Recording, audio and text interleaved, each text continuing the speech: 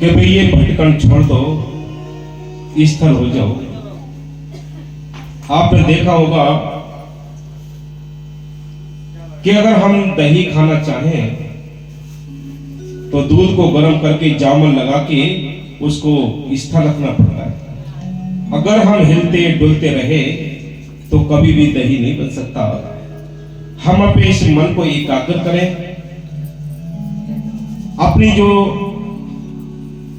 चेतन शक्ति है उसको मन से मिलाने की कोशिश करें। तो क्या वार्तालाप हुए हमारे उनसे। हाँ जी, धन धन सतगुरु तेरा ही आसरा। चौपाई राधेश्याम महात्मा जी और प्रहलाद जी संवाद। सुनो प्रहलाद कहूं संतन बानी, ये दुनिया है आनी जानी,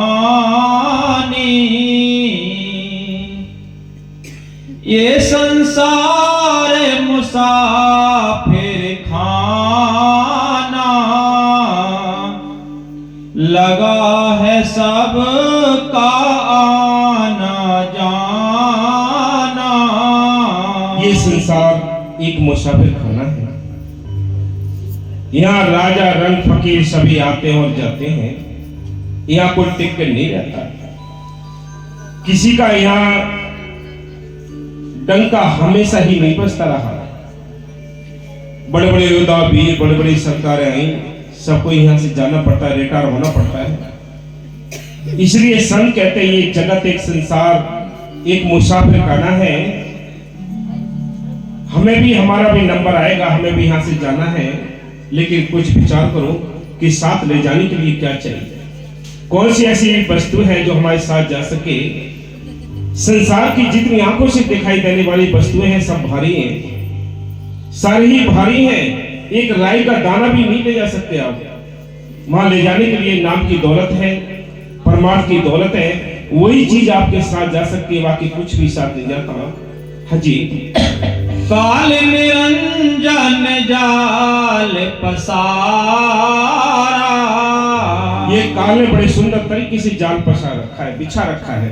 हम जिनको आप विचार करके तो एकांत में बैठ कर देखो आप, हम जिनको अपना समझते हैं वही कुछ समय के बाद उनसे हमें रोना पड़ता है, सिर पकड़ कर रोना पड़ता है कि इससे औलाद ना होती तो अच्छे होते। ये मीठा जाल, ये मीठे रिश्ते, ये इंसान को ऐसे गुमराह किया है, ऐसे भूल भुलैया का तमाशा डाला है कि इसको पता ही नहीं है। ये जानता है कि मैं भी पिटूंगा, लोग पिटते जा रहे हैं, लेकिन खुद नहीं छूट नहीं सकता। जैसे मैग्नेट पावर होती है, जिस तरह वो अपना खिंचाव रखती है, ऐसे ही ये संसार एक मैग्नेट पावर है। ये अपनी ओर खींचता है, आत्मा को अपनी ओर खींचते हैं ये। इसलिए संत कहते हैं बड़ी कीमती बात है भाई, सुनो हमें। काल निरंजन जाल पसारा, मोह माया का फंदा डारा। ये काम क्रोध लोभ मोह अहंकार ये दुश्मन है। इन्होंने किसी को भजन बंदगी नहीं करने देनी है। ये भजन बंदगी नहीं करने देते। और तो इसके काम के बाल बच्चे मोह के जमीन जाया लोभ की दुश्मन इसके क्रोध की मान बढ़ाई अहंकार की अपना काम कौन सा किया है। बाबा मैंने साहब जी बार बार समझाया करते हैं, हम अपना काम करते नहीं, हम पराये काम करते हैं। पराये गधे बने हुए हैं, पल्लेदारी करते हैं। हर एक इंसान पल्लेदार है, कोई छोटा पल्लेदार है तो कोई बड़ा पल्लेदार है, सारे ही पल्लेदार हैं। पल्ले में क्या गया आपके पल्ले में गया क्या, ये विचार किया है कभी। आपके पल्ले में कुछ नहीं जाना है। आप तो पल्लेदारी कर करके थक जाओगे, काले बाल सफेद हो जाएंगे, चमड़ी सारी सुकड़ जाएगी। फिर कब भजन करोगे, कब नाम जपोगे, कब मालिक को जानोगे। आपको भुला रखा है, आपके ऊपर जाल डाल रखा है। संत ये नहीं कहते हैं, फिर भी दया करते हैं हमारे ऊपर। कभी 10 घंटे परिवार के वास्ते देते हो तो 1 घंटे उस मालिक के वास्ते दो, जिस परमात्मा ने तुम्हें यहाँ भेजा है।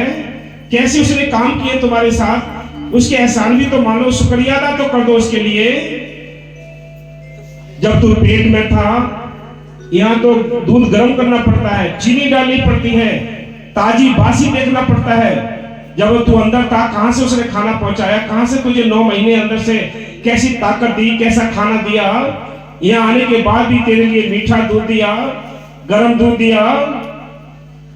बाहर के दूधों के लिए हम यानी किसी हिसाब से या गर्म करते हैं या ठंडा करते हैं, लेकिन उसकी कारीगरी को तो देख ले। उसकी कारीगरी को भूल चुके हम, क्योंकि हम यहाँ काम क्रोध लोभ अहंकार के बीच में फंसे पड़े हैं। उसकी याद ही नहीं आती, उसकी कैसी कारीगरी, कैसे कर्मचारी लगेगी। एक पुर्जा अगर मामूली सा रह जाता है तो किसे यहाँ दोष लगता है, बोलो। इसलिए संत कहते हैं उस कारीगर को मानो। कारीगर की कारीगरी जो है उसको आपको मानना ही पड़ेगा। हाँ जी। पाखंड में सब जीव फसाए, गुरु मिलने के भेद मिटाए। बैर विरोध संसार का और भक्तों का कभी मेल, यानी पहले भी कभी मेल नहीं हुआ और आज भी नहीं मेल होगा, आगे भी मेल नहीं होगा। ये झंझट पहले भी चलते रहे, आज भी चल रहे हैं, आगे भी चलेंगे। इनमें बहादुर होते हैं, वो इस रास्ते को तय कर लेते हैं। उनको पता है इस रास्ते पे कैसे चले। जिनके आत्म बल होते हैं वो निडर होकर इस रास्ते पे चलते हैं। इसलिए संत कहते हैं बड़ा सुंदर मौका मिला है भाई, हीरा जन्म में सारा कुछ देखने के लिए मिला है। सारा तमाशा अंदर है, बाहर नहीं है। सारा खजाना अंदर है, बाहर नहीं है। बाहर के खजाने से बाहर की हमारी व्यवस्था करनी पड़ती है, लेकिन अंदर के खजाने से रूहानी सफर करना पड़ता है। अंदर का खजाना भी तो इकट्ठा करो। हाँ जी। तुम तो भूल भरम में बांधे, कभी तुम तो भूल भरम में, कभी इधर भरम पड़ गए, कभी उधर चले गए, कभी उधर चले गए।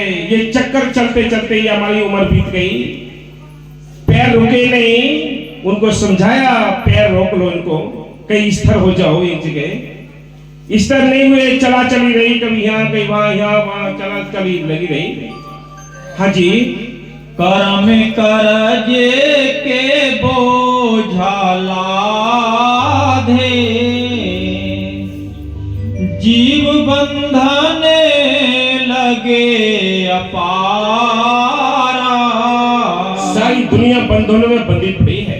बाबा मैंने साहब जी बार बार समझाया करते थे कि जीव ऐसे बंधा हुआ है, कभी 3 लड़ी, 4 लड़ी, 5 लड़ी, 7 लड़ी, इन रस्सियों में बंधा हो। ऐसे जीव इन बंधनों में बंधा पड़ा है। ये बंधन इतने प्राचीन हो चुके हैं कि इनको तोड़ रहा है, इनको खोलना आसान नहीं। हम 2 मिनट कहते हैं भी आपको सत्संग में चलना है, अंदर से ही ख्याल आएंगे बड़ी ठंड पड़ रही है, बच्चे के कैसे रहेंगे, अरे ये नुकसान हो जाएगा, क्या पता रात का टाइम है। अंदर से ही ख्याल क्यों आते हैं? ये वो नेगेटिव पावर अंदर बैठी हुई है, वो आपको कभी भजन नहीं करने देगी, वो आपको परमार्थ नहीं करने देगी, आपको अच्छाई को नहीं जाने देगी। जो बहादुर होते हैं इस मैदान में, ये बहादुरों की तरह लड़ते रहते हैं, बाकी कायर बनकर इस मैदान से हट जाते हैं। हाँ जी। जीव बंधन लगे अपारा, कैसे जगे से होए उद्धारा। कहने हमारी मान सुलीजे, परमारथे का प्रण कर लीजिए। हाँ, उसे कहा कि भाई आप एक बात समझ लो, आपको स्थिर रहना है, नाम जपना है, ये बात मान लो। ये समय निकलता जा रहा है हाथ से, हम तोला ताली में लगे रहते हैं, वो अच्छे हैं वो बुरे हैं, कोई अच्छा कोई बुरा नहीं। इंसान का समय खराब होता है, इंसान का समय खराब होता है, कोई बुरा नहीं होता।